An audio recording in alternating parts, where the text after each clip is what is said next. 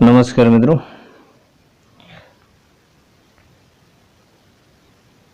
शुरू करते हैं REET model paper English REET model paper 2020। पहले पैसेज पढ़ लेते हैं, आगे ले लेता हूँ। पहले पैसेज पढ़ लेते हैं, 1 से 5 सवाल पैसेज हैं, तो पैसेज पढ़ लेते हैं। थोड़ा सा मैं नीचे लेके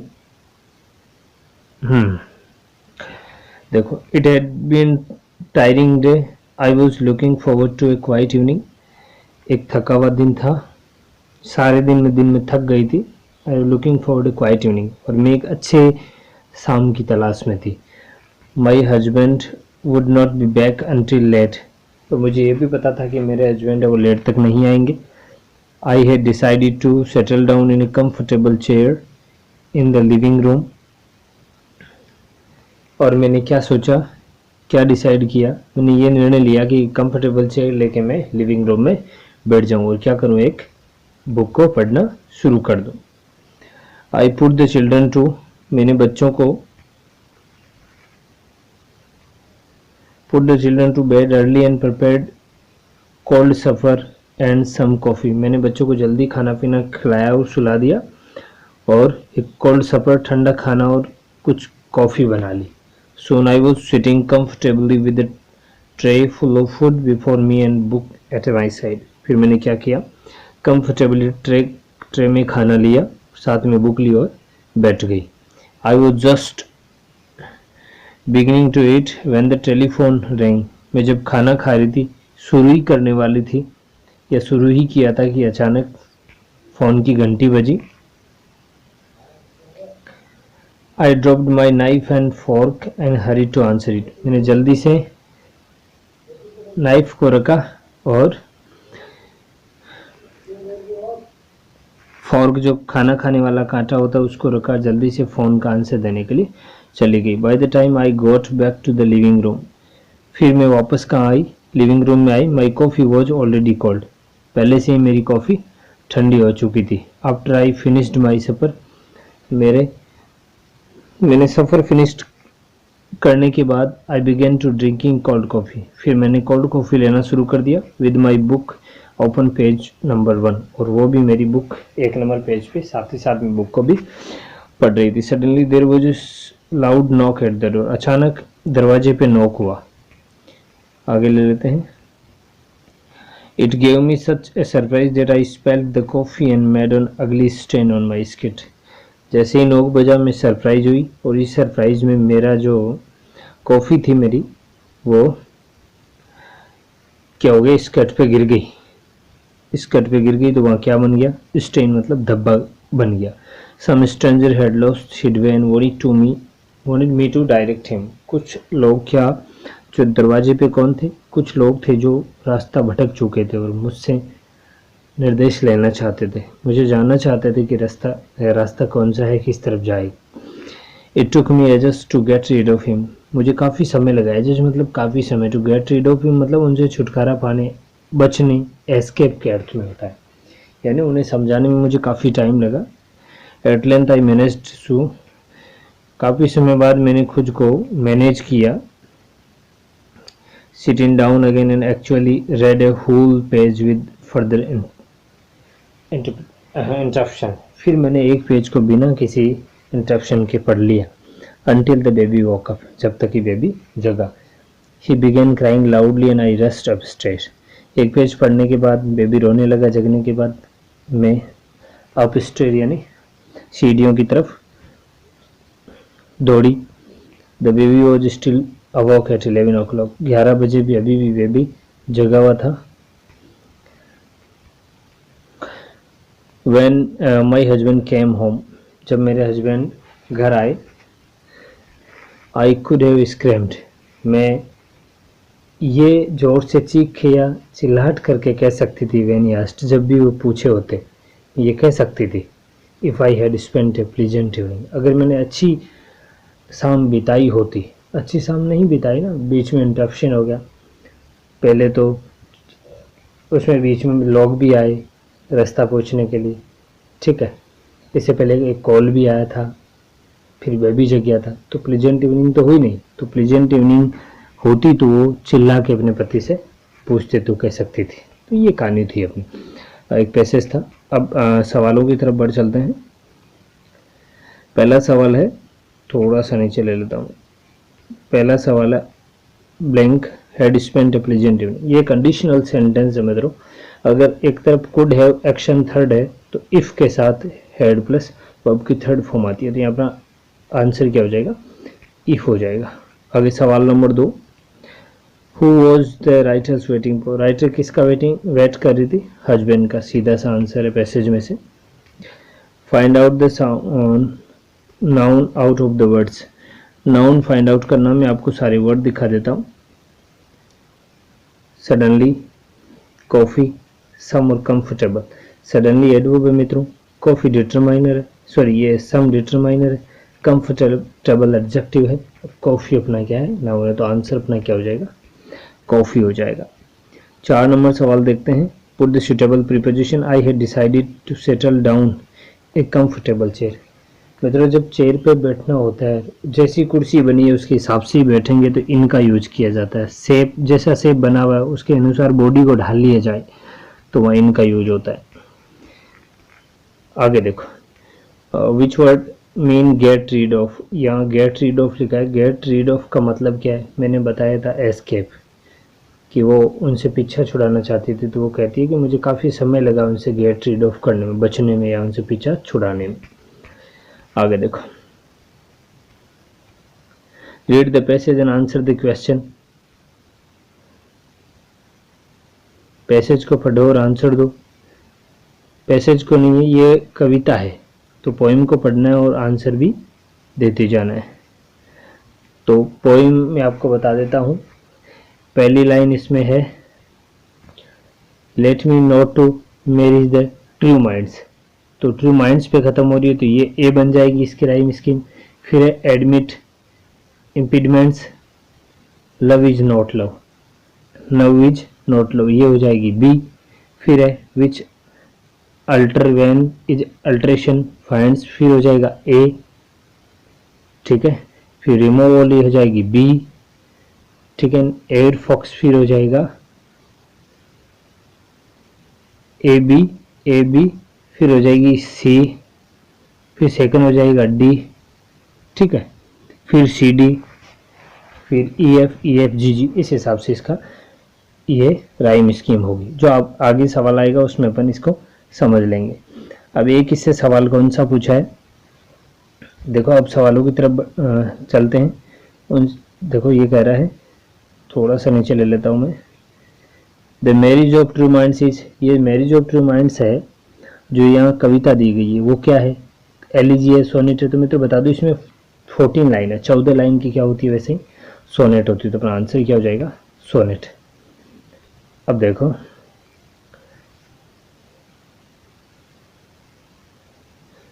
आगे देखो, थोड़ा सा नीचे लेते हैं। Which word has meaning of day of judgement. Day of judgement क्या है, टाइम्स फुल है। डे ऑफ जजमेंट का मतलब होता है कयामत का दिन, कयामत का दिन।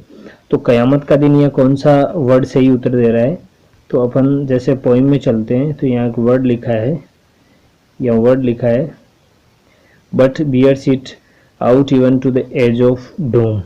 एज ऑफ डूम का मतलब भी क्या होता है, कयामत का दिन। तो अपना जो सही सुटेबल आंसर है वो हो जाएगा एज ऑफ डूम, सही आंसर हो जाएगा। आगे बढ़ते हैं। राइम स्कीम अभी अभी मैंने बताया, A B C D E F G G अपन ने चेक भी किया है, इसका राइम स्कीम हो जाएगा। अगला आंसर है एलिजिक स्टेंजा कॉम्प्राइजेज ऑफ। एलिजिक स्टेंजा किन चीज़ों से बना होता है, तो मित्रों मैं बताऊँ, इसमें याम्बिक पेंटामीटर होता है और एक 4 लाइन स्टेंजा होता है। अब मैं एक लाइन बोल रहा हूँ, उसको आप समझेंगे इसकी व्याख्या के रूप में। याम्बिक पेंटामीटर में 4 लाइन का एक स्टेंजा है जिसे एलिजिक स्टेंजा कहलाता है या एलिजिक स्टेंजा कहते हैं। इसकी राइम स्कीम क्या होती है, राइम स्कीम होती है ए बी क्या होती है, ए बी, क्योंकि ये 4 लाइन का होता है इसलिए इस स्टेंजा का नाम किस पर रखा गया, इसने इसको यूज किया था ग्रे ने, और किस में, उनकी जो एलिजी थी, elegy return in country churchyard, उसमें यूज किया गया था, इसलिए इसका नाम ही क्या पड़ गया, एलिजिया स्ट्रेंजा। इसमें होता है कि एक यैम्बिक पेंटामीटर होता है, एक 4 लाइन स्ट्रेंजा होता है, ये चीज़ आप ध्यान रखें। आगे देखते हैं 10 नंबर सवाल,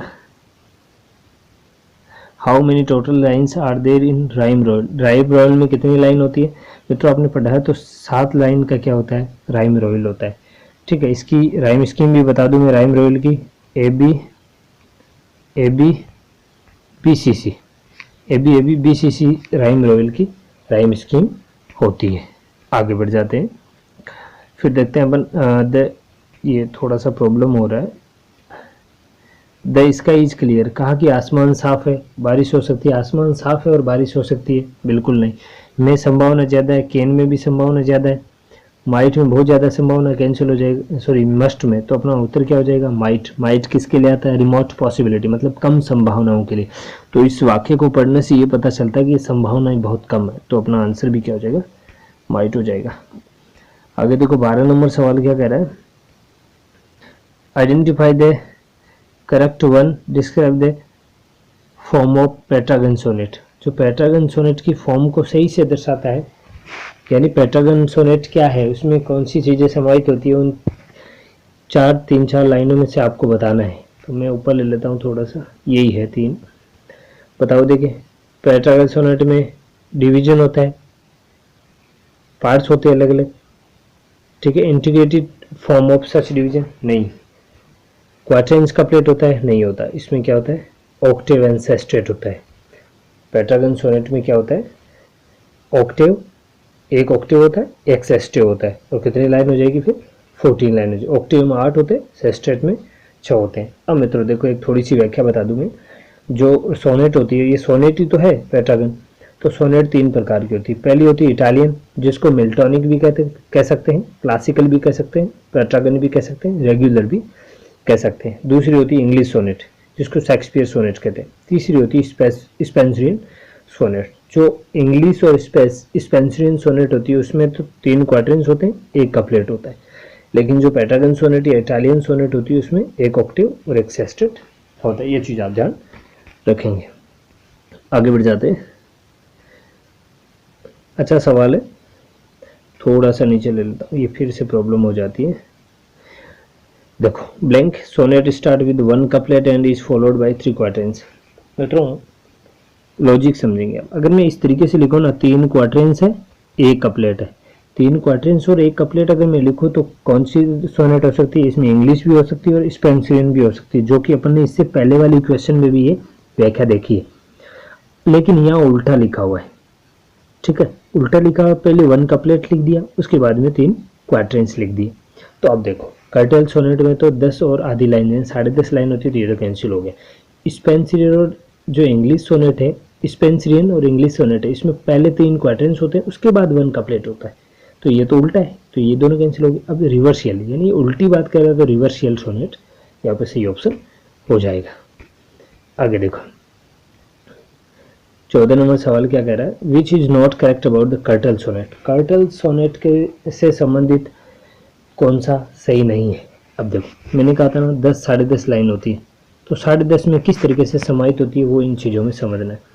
देखो अब जो सवाल नंबर है 14 सवाल में 10.5 लाइन में होती है। एक तो सेस्टेट होता है 6 लाइनों का, ठीक है, एक क्वार्टरन्स होता है 4 लाइन का, कितने हो गई 6 4 10। एक है टेल पीस का मतलब आधा लाइन, तो ये हो गई 10.5 लाइन। तो अपना आंसर पूछ रहा है कि कौन सा नहीं है, तो अपना आंसर हो जाएगा ये, कपलेट इसमें नहीं होता। कपलेट क्यों नहीं होता कि इन सेस्टेट क्वार्टरन्स और टेल पीस ही इनमें समाहित होते हैं, जो कपलेट होता है वो इसमें नहीं होता।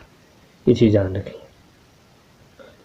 थोड़ा सा फिर से ये क्या है, देखो the sound A is represented, ये ए साउंड है मित्रों, तो ऐसा ए वाला साउंड है किसमें, इन 4 ऑप्शन में से किन में सूटेबल है या किन वर्ड में ये ए साउंड सम्मिलित होता है। तो अगेन है ना, ए गेन अगेन में होता है, किस में होता है, अगेन में होता है, मार्ट में होता है, ये वाला है, ठीक है, हार्ट में भी ये वाला होता है, सर्व में ये ए होता है, सर्व में बर्ड गर्ल इन चीजों में ये होता है, ठीक है। आगे बढ़ चलते हैं, सवाल number 16 she has blank my proposal. अब यहाँ प्रपोजल को टर्न आउट नहीं, टर्न अवे भी नहीं है, सुटेबल है, टर्न डाउन मतलब अस्वीकार करना। अस्वीकार करने के लिए टर्न जो डाउन है वो फ्रेजल वर्ब सुटेबल बैठती है।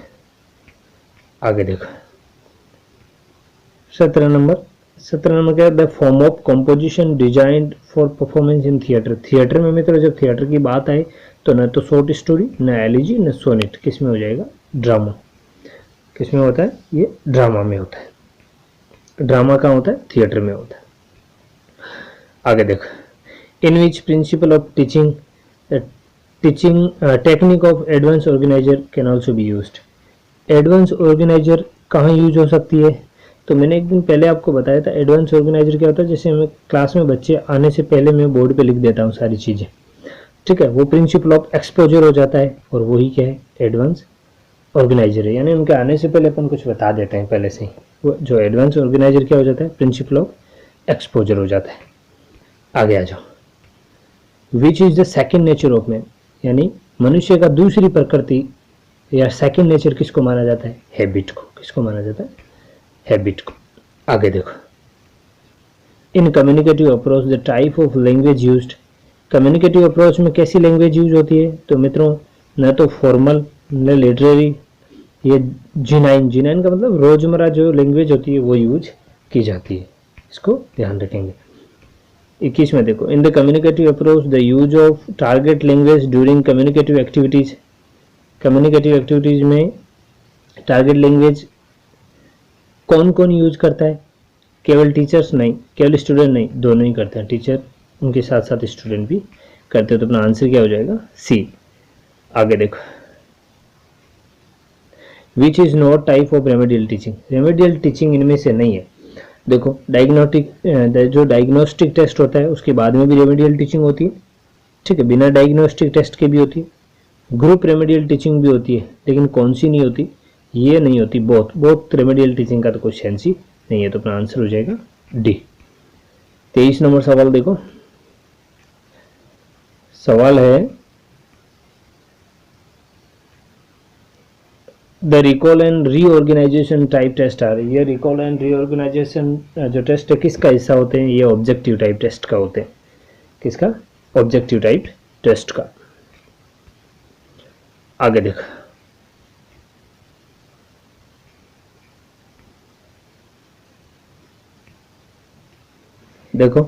The test which is use to measure and discover the potential of student to particular skill ability. ऐसा टेस्ट जो स्टूडेंट में किस चीज को मापता है, सामर्थ्य को। कैसा सामर्थ्य, जो पर्टिकुलर किसी खास योग्यता से संबंधित रखता हो। तो वो टेस्ट न तो क्लोज हो सकता है, न डिक्टेशन हो सकता है, न प्रोग्नोस्टिक टेस्ट हो सकता है। ये होता है एप्टीट्यूड टेस्ट। कौन सा होता है, अभिरुचि वाला टेस्ट होता है एप्टीट्यूड टेस्ट। आगे देखो 25 नंबर सवाल क्या है, which is the look and से मेथड। देखो और कहो, जैसे ये सेव दिखवाया बच्चे को, ठीक है, और कहा ये क्या है, तो बच्चा कहेगा देख के बताएगा। तो ये होगा वर्ड मेथड। क्या हो जाएगा, वर्ड मेथड हो जाएगा। आगे देखो,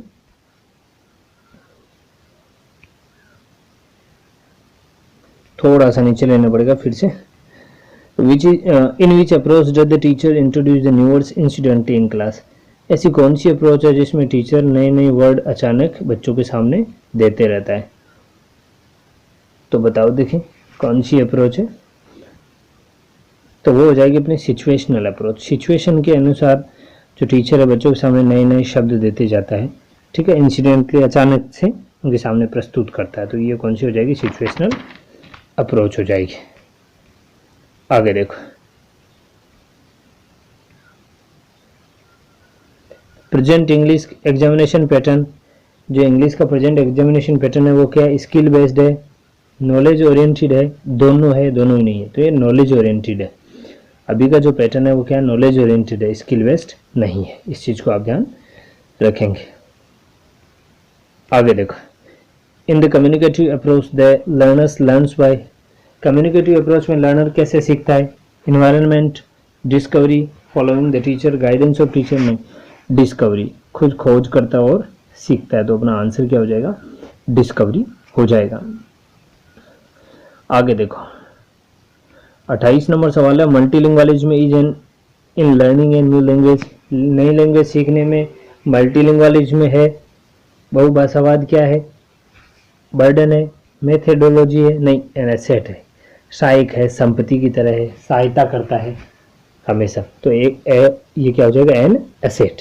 तो आंसर क्या हो जाएगा, multilingualism an asset in learning a new language.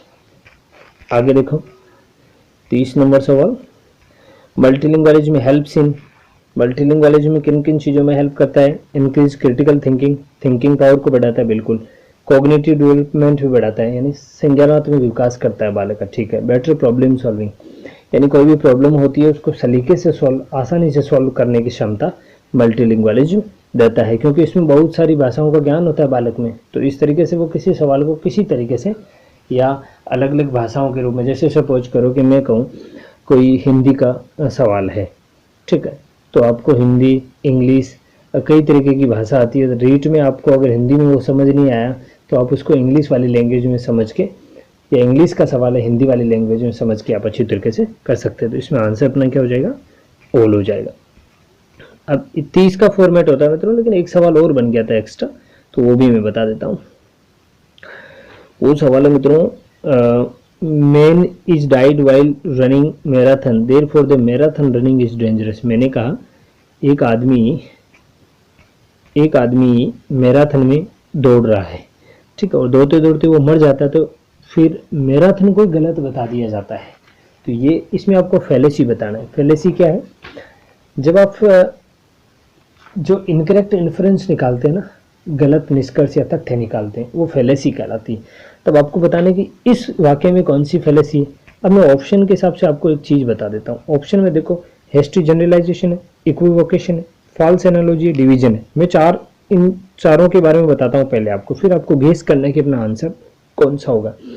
Hasty generalisation होता है मित्रों, जल्दीबाजी में अगर आप कोई निष्कर्ष निकालते हैं ना, तो वो हेस्टी जनरलाइजेशन है, ये सोचा समझा नहीं है, जिस बात को देखा उस आधार पर निष्कर्ष निकाल दिया। इक्विवोकेशन क्या होता है, इसमें दो सेम वर्ड होते हैं मित्रों, दो सेम वर्ड होते हैं, बट जो मीनिंग होता है दोनों सेम वर्ड का डिफरेंट होता है। जैसे आफ्टर और आफ्टर यूज हुआ है, ठीक है, हेल्प और हेल्प यूज हुआ है, तो पहले वाले हेल्प का अलग मतलब होगा, दूसरे वाले हेल्प का अलग मतलब होगा, वो इक्विवोकेशन में होता है। फॉल्स एनालॉजी क्या होता है, फॉल्स एनालॉजी में दो जो अलग अलग प्रकार की जो वस्तुएं होती हैं उनके बीच में कंपैरिजन होता है। किस तरीके का कंपैरिजन, वहाँ कोई लॉजिक नहीं बैठता, दोनों बातों में, दो बातें होती है, दोनों बातों में तालमेल लगाया जाता है, लेकिन तालमेल बैठता नहीं।